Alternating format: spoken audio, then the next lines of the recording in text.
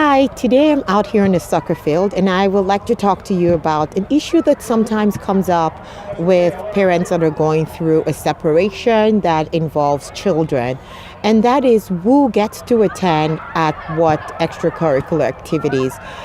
Generally for most children, having both parents there is awesome. They enjoy it, especially if it's something that happened before separation.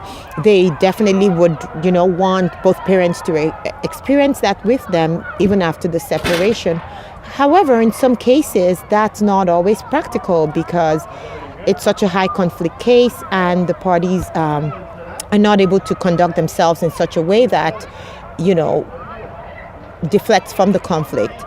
There's no hard and fast rule as to who gets to do what and when. It really has to deal with what the court order says or what the parties have agreed to. More often than not, these issues are silent in agreement, and because the conflicts would generally arise after the fact.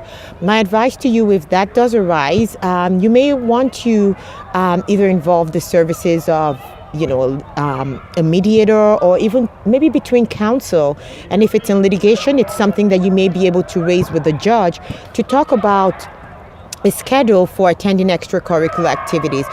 The easiest way, of course, is to, attend the child's activities when the child is in your custody. However, in some cases, it may end up being that such activities only happen when the child is in the care of one parent, so that's not a practical solution. To include the other parent, it might be an option to maybe have set days where one parent every once in a while can also get to attend the activity without the other custodial parent being there, or alternating days for attending activities could be an option.